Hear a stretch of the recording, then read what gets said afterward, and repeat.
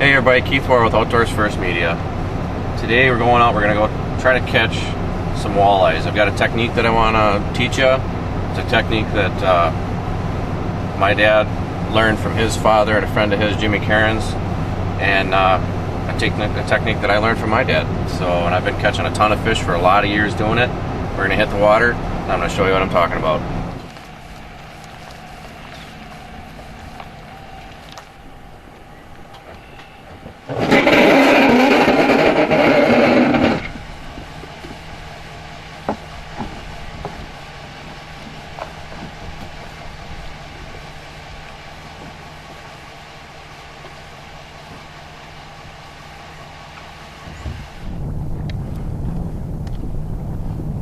The jigging technique that I'm going to be showing you today is called what we call zip jigging. I've been doing this for many years. It's been kind of handed down from generation to generation through the family. I got a little bit heavier jig on today, mainly because of the wind. That way I can see my line. This kind of jigging, you're actually watching the line move as the jig hits the bottom. Reel 2 times, the jig will hit the bottom, and you'll watch your line. It'll lay out. When it hits, it'll go flat. So you reel. When it goes flat, reel, flat, reel. All you're doing is hopping that jig across the bottom. A little windy out here today. I'm using these are watermelon gulp crawlers, 4-inch, and I started using these last year. Awesome bait. I very rarely use live bait anymore. With all the gulp products out there, you don't need it.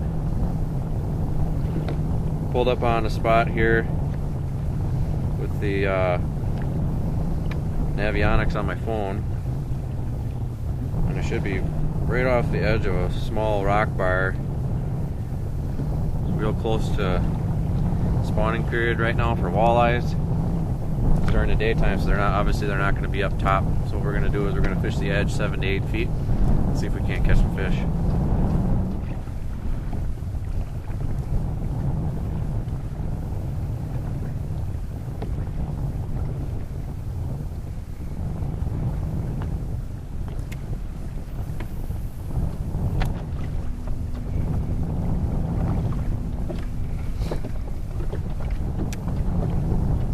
To show you what I'm doing, I'm not going to take a real long cast to be able to see the line hop.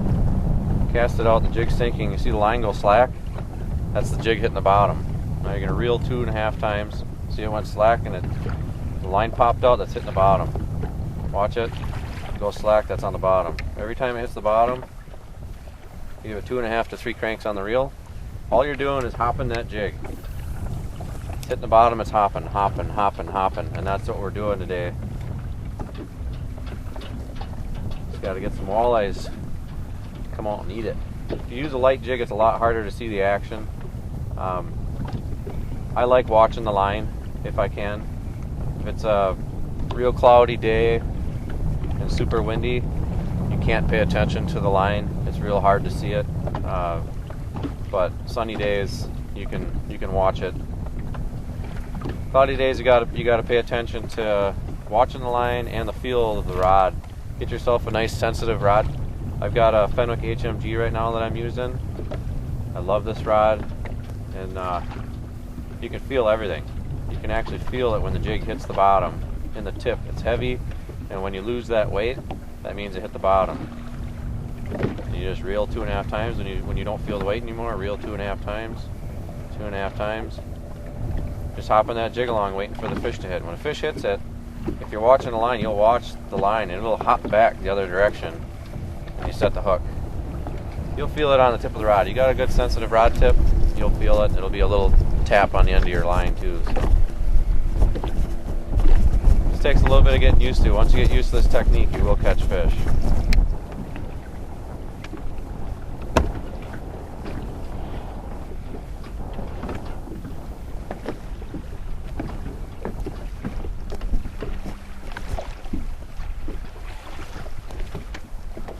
I'm not catching anything, my net's not ready.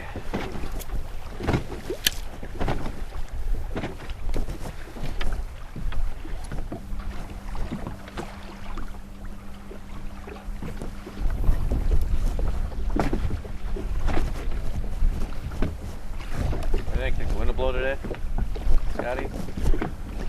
I don't know. Seems pretty good. Here we go. Fish on, baby. Good fish too. Feels heavy.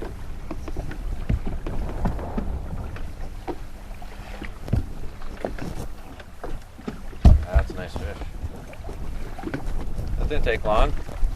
Fishing maybe 15 minutes.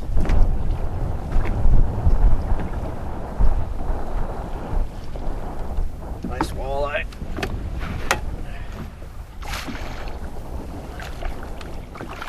In the net, boy. Yeah! And the jig pops out. How lucky is that? Awesome. That's on that 4-inch gulp crawler they make. That's actually the watermelon color. Unbelievable lure. I haven't been fishing 15 minutes. I got a dandy already.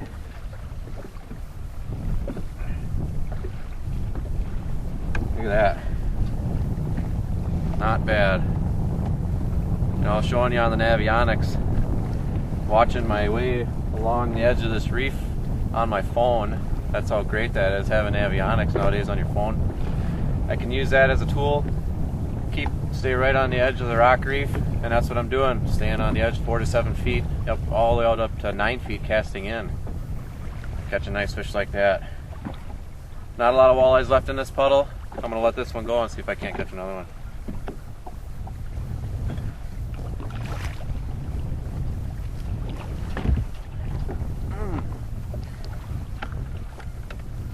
I gotta get back to that spot now that I floated 50 yards. I think the fish were waiting for me. My net was not ready.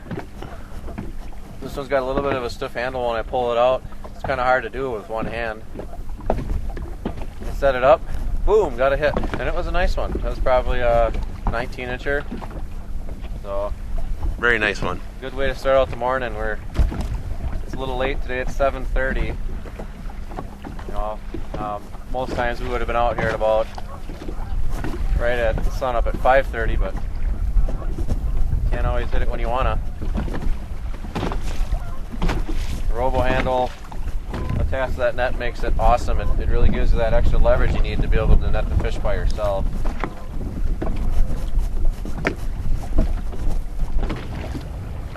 To give you an idea of what we're fishing, I don't know if you'll be able to see this or not, but I've got our Navionics here. On the Navionics, this is the bar that we're fishing. We're fishing the outside edge of this direction, casting in. This is just a great big giant sand and rock gravel bar. Comes up to a couple feet on top to a foot. We're keeping the boat out in anywhere from 7 to 9 feet casting in. So, kind of nice having the Navionics. I can literally just pull up with the boat. I know exactly where I'm at. I don't even have to use my GPS on my sonar. Nowadays you can put it right on your phone and it doesn't cost much. So, definitely a must-have tool if you're a die-hard fisherman. I'm pitching a pretty heavy jig. It's a chartreuse jig. And that really helps you be able to feel the bottom on windy days like this. Number 2, I just got back on the fish. Took me about 20 minutes to find him. It's not a real big one, but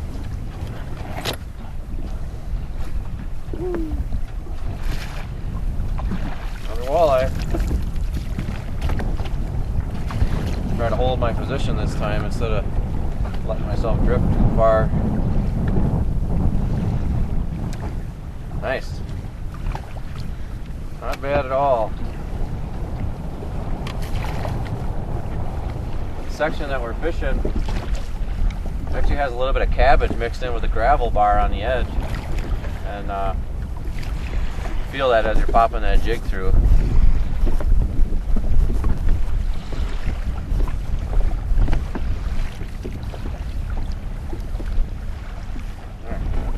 Number 2 for today.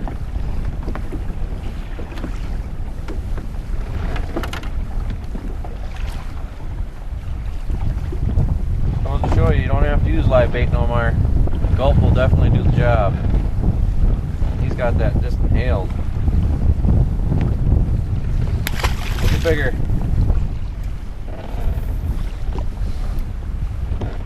Fish on, baby. Number 3. Feels like a decent one. Probably 17-ish. If I can keep them in.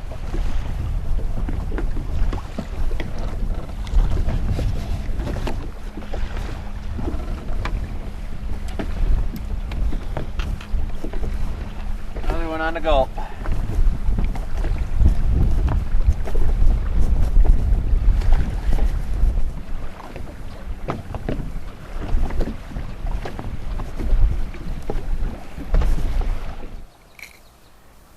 One very important thing that you got to remember when you're out on the water. Right now I'm fishing walleyes on rock bars. There's a lot of boulders, a lot of cobble.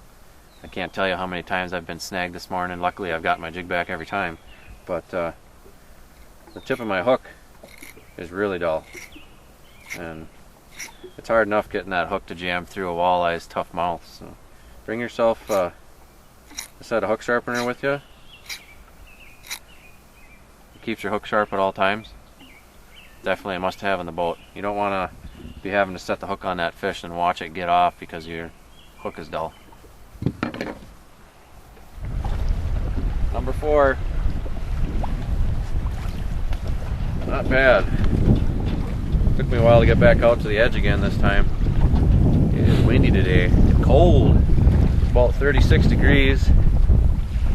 But that sunlight warms you up nice. My crawler back. Not bad. Not getting any better than this. Ripping walleyes.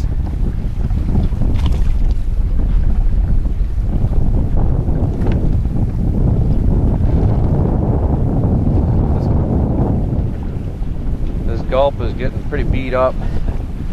Caught 4 on it now.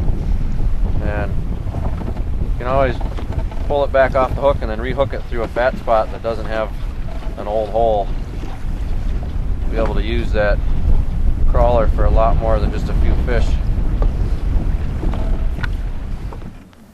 Well, I wasn't sure if you guys would be able to see that line action I was talking to you about so you can see what the jig's doing. So we came in out of the wind. Now you can actually watch it.